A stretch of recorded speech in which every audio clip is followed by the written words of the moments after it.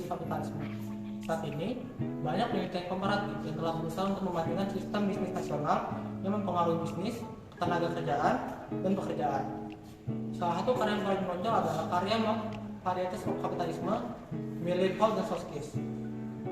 Hasil dari penelitian lembaga komparatif ini adalah cara perusahaan mengembangkan dan mengeksploitasi kemampuan yang mereka miliki yang berasal dari tatanan sosial yang terikat dari berbagai bidang, seperti bidang hubungan industrial nasional, pengaturan penetapan upah, pelatihan dan pendidikan, tata kelola perusahaan, pola hubungan antar perusahaan, serta hubungan internal perusahaan. Hall dan Soskies menyatakan terdapat dua cara elemen sistem kapitalisme. Yang pertama, sistem ekonomi liberal, dan yang kedua, sistem ekonomi terkoordinasi. Untuk perbedaan kedua sistem tersebut akan dijelaskan oleh rekan saya selanjutnya. Sekian, terima kasih. Yang selanjutnya kita akan membahas apa sih perbedaan dari LMI dan apa perbedaannya dengan CMI. Nah, untuk sebelum lebih lanjut kita harus tahu dulu apa itu LMI dan apa itu CMI. Oke, untuk LMI sendiri itu adalah singkatan dari Liberal Market Economy atau lebih kita kenal dengan pasar ekonomi bebas, ya, liberal, bebas. Jadi kalau kita sudah mendengar kata bebas, berarti sistem yang digunakan dalam pasar ini adalah bebas, seperti itu. Ada poin-poin yang akan saya sampaikan. Yang pertama, pasar ini mengacu dengan ciri ekonomi yang diatur sendiri. Itu kata kuncinya, diatur sendiri. Jadi kalau pasar bebas memiliki kehendak sendiri. Lalu yang kedua, negaranya. Negara apa saja yang menganut sistem ini? Ya, negara yang terlibat adalah Amerika Serikat, Inggris, Kanada, Irlandia, Selandia Baru, dan Australia. Jadi negara-negara yang memiliki paham-paham liberal tadi, selain politik, ekonomi juga liberal. Seperti itu. Yang selanjutnya adalah hubungan antara perusahaan dari karyawan sampai dengan pelanggan, termasuk pemasok juga, itu sering dibiarkan oleh pihak-pihak tertentu, tapi ada sebagian kecil yang diatur oleh pemerintah. Ingat, sebagian kecil saja. Jadi untuk hubungan mereka juga bebas, tidak ada sangkut pautnya. Jadi kalau misalkan ada hubungan tersebut, mereka akan biarkan seperti itu. Lalu yang selanjutnya, untuk pasar liberal ini mereka memiliki tingkat kebebasan yang tinggi pada individu dan entitas dari perusahaan. Dan bisnis dari ekonomi liberal ini biasanya berinvestasi pada kemajuan teknologi. Dan yang terakhir yang membedakan dengan sistem selanjutnya nanti adalah hubungan antara perusahaan dengan karyawan itu terbilang pendek. Jadi yang membuat minus atau kurangnya atau lemahnya dari liberal ini adalah ketika suatu perusahaan itu memiliki jangka waktu yang pendek dalam perusahaan, maka kestabilan dalam perusahaan itu akan menurun. Berbeda dengan jangka yang panjang tadi. Nah, itu tadi singkatan sedikit dari liberal. Lalu kita berlanjut yang selanjutnya, yaitu CMI. Apa itu CMI? CMI adalah koordinat market ekonomi atau lebih dikenal dengan ekonomi pasar berkoordinasi atau koordinat. Jadi kalau ketika koordinat itu ada titik yang menjadi pusat sebagai panduan untuk perusahaan atau di negara itu. Sama ada poin juga yang harus disampaikan. Yang pertama adalah CMI ini mengacu pada ekonomi di mana hubungan antara perusahaan sampai dengan pelanggan tadi dikoordinasikan dengan pemerintah. Jadi pemerintah itu terlibat langsung dalam perusahaan tersebut, berbeda dengan yang bebas tadi. Lalu ekonomi pasar ini ya ditemukan di wilayah negara apa saja? Ada di Jerman, Austria, Jepang, dan Swedia. Nah, kita tahu ya kalau untuk negara Jerman dan Jepang itu kan memiliki teknologi pengetahuan yang amat luar biasa. Dan tentunya kalau sudah koordinat ya berarti ada pemerintah di dalamnya.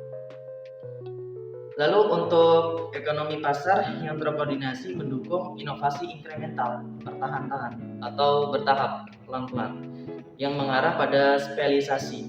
Jadi ada spesialisasi di situ, kita sebutkan saja pada bidang teknologi dan otomotif. Dan untuk di CM itu untuk tingkat keamanan kerja itu diperhatikan sekali, berbeda dengan sistem yang bebas tadi. Dan yang terakhir, hubungan yang dibangun ya itu adalah jangka panjang. Ini merupakan keuntungan dari ekonomi itu sendiri, ekonomi koordinat itu sendiri. Karena apa? Semakin panjang jangka kontrak pekerjaan atau karyawan, maka kestabilan dari perusahaan itu akan meningkat.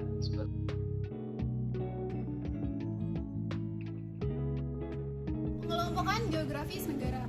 Pengelompokan negara-negara ini diambil dari premis-premis teoritis dan lebih banyak dari realitas empiris, geografi dari politik, dan umumnya memiliki tingkat validitas tertentu. Menurut Brewster, Gooderham, dan Nordo, mengungkapkan bahwa Human Resource Management Eropa ini memiliki lebih banyak pengaruh dari negara dan serikat pekerja, dan umumnya lebih sosial demokratis daripada Human Resource Management yang populer, yaitu dari model Human Resource Management Sekolah Bisnis Amerika. Hal ini sejalan dengan sampai taraf tertentu diilhami oleh upaya untuk mengembangkan dan mendefinisikan model sosial Eropa.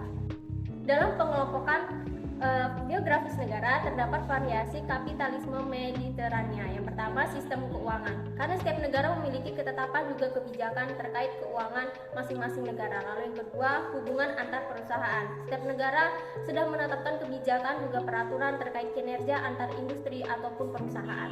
Lalu yang ketiga, ada pelatihan kejuruan juga pendidikan. Setiap negara pun memiliki sistem juga kebijakan terkait untuk mengembangkan pendidikan juga kejuruan di negara-negara tersebut. Lalu yang selanjutnya ada penentuan upah, di mana penentuan upah ini jika di Indonesia terkenal dengan UMR, dan UMR ini akan berbeda di setiap daerahnya. Hubungan kerja yaitu tingkat keamanan pekerjaan yang tinggi untuk pekerja inti, tetapi hubungan kepercayaan rendah, sebagian karena ketergantungan pada Taylorisme. Organisasi serikat, terutama ideologis. Kemudian ada peran negara, yaitu untuk menjamin pembangunan ekonomi dan mengatur hubungan kerja. Kemudian ada Human Resource Management, yaitu manajemen hierarkis dan organisasi produksi Tayloris secara historis berupaya mengurangi kebutuhan akan kerjasama tingkat tinggi dari karyawan, sementara Undang-Undang Ketenagakerjaan yang ketat mengurangi perbedaan dalam praktik SDM antar perusahaan. Yang terakhir ada area kekuatan kompetitif, yaitu sektor dengan produksi yang sangat dirasionalisasi.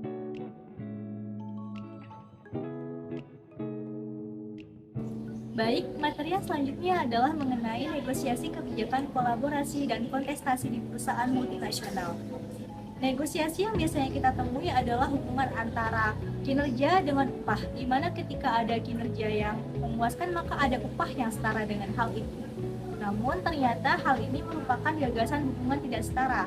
Mengapa begitu? Hal itu disebabkan oleh adanya power yang lebih tinggi dimiliki oleh pemilik modal dibandingkan karyawannya, di mana mereka cenderung lebih mudah untuk menggantikan karyawannya. Akan tetapi, hubungan ini juga hasil dari hubungan ini masih belum pasti.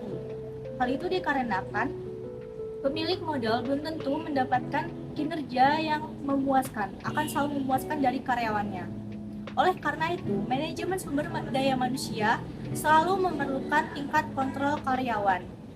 Akan tetapi, beberapa mekanisme yang juga memastikan bahwa inisiatif karyawan dapat digunakan untuk menangani masalah tidak terduga dan hal lain sebagainya. Kemudian selanjutnya adalah mengenai hubungan perangkat kekuasaan di perusahaan multinasional.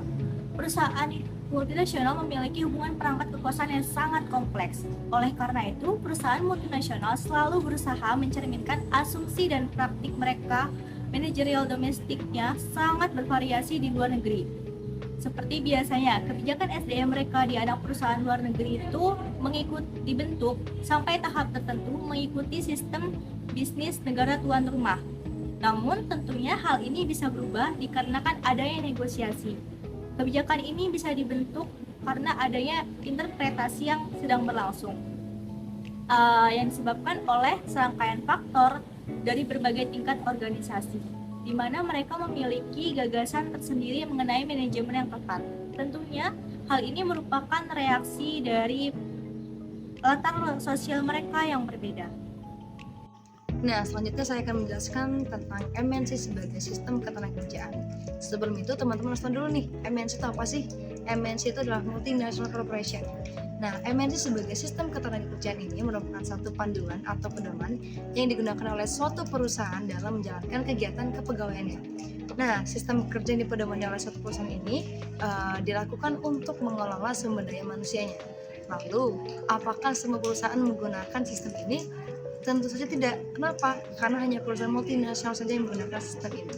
Nah, ngomongin tentang ketenagakerjaan apalagi lintas negara, so pasti kita udah tahu dong kalau setiap perusahaan yang memiliki cabang atau perusahaan lain di negara lain, mereka tuh harus menyesuaikan dengan culture yang ada di negara tersebut. Dampaknya apa sih jika mereka bisa menyesuaikan dengan culture di negara tersebut? Yang pertama, para pekerja lokal dapat dengan nyaman bekerja di negara tersebut, sehingga dapat memberikan keuntungan yang lebih besar atau keuntungan terbaik bagi perusahaan tersebut. MNC sebagai sistem multinational atau multinational corporation, MNC ini merupakan aktor utama dalam bisnis internasional. Mereka lah yang menjadi pemain utama dalam bisnis ekspor, impor, transaksi internasional, dan pola operasi internasional lain seperti usaha patungan, penanaman modal asing, dan sistem lisensi.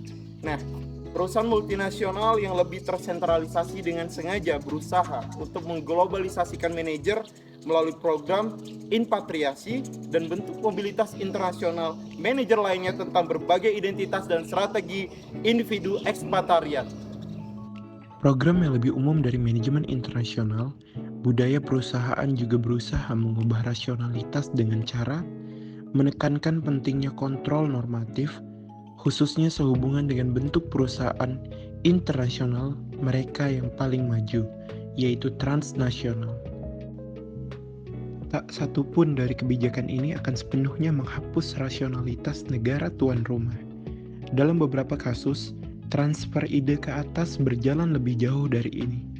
Multinational corporation secara keseluruhan mungkin berusaha untuk belajar dari kebijakan anak perusahaan yang sukses dan menerapkannya di negara lain. Untuk meringkas, umumnya diakui bahwa pertemuan internasional antara sistem bisnis yang terjadi dalam perusahaan multinasional menyebabkan hibridisasi hasil SDM. Hibridisasi hasil ini adalah hasil dari pertemuan efek fitur objektif yang berbeda dari bisnis nasional dan sistem ketenagakerjaan, aturan, dan lain-lain. Dan dari tingkat hibridisasi rasionalitas pekerja dan manajer di seluruh sistem ketenagakerjaan perusahaan internasional, yaitu bagaimana orang-orang di berbagai tingkat organisasi dan di tempat yang berbeda berpikir tentang apa yang mungkin diinginkan dan kebijakan praktis.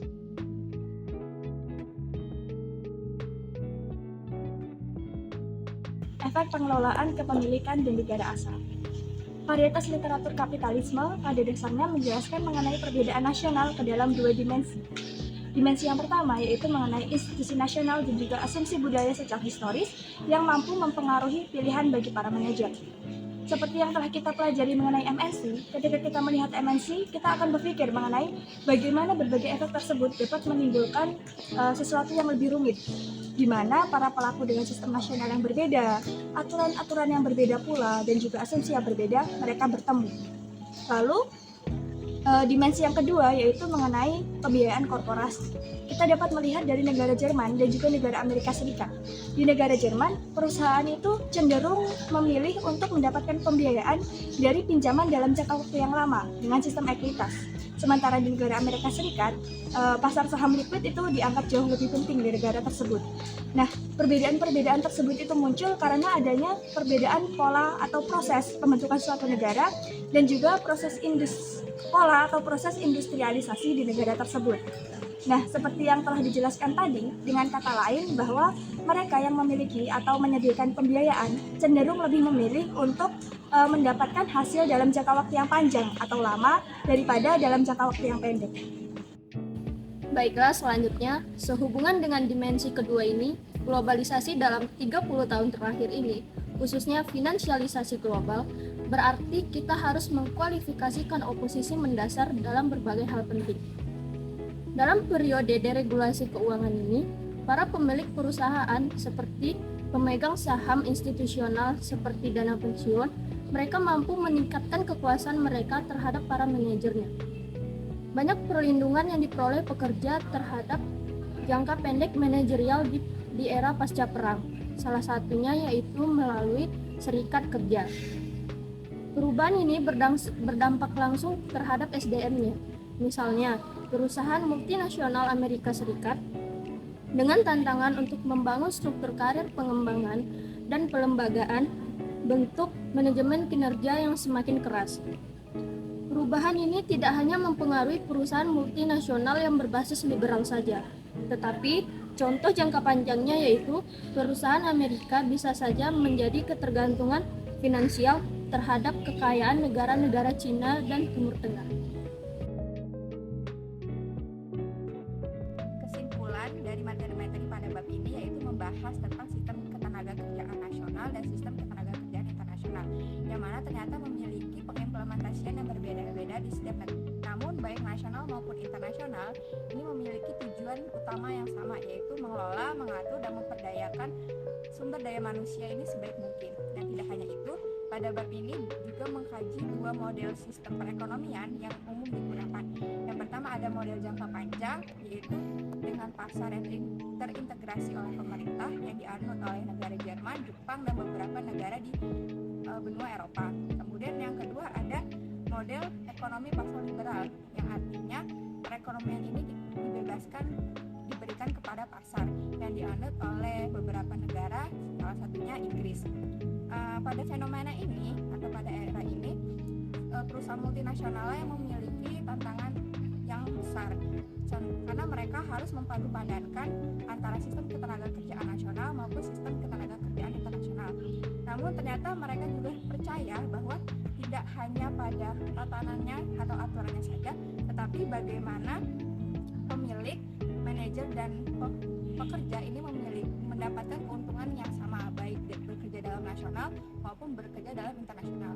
Oleh karena itu, memadupadankan sistem nasional dan internasional ini penting dalam era sekarang.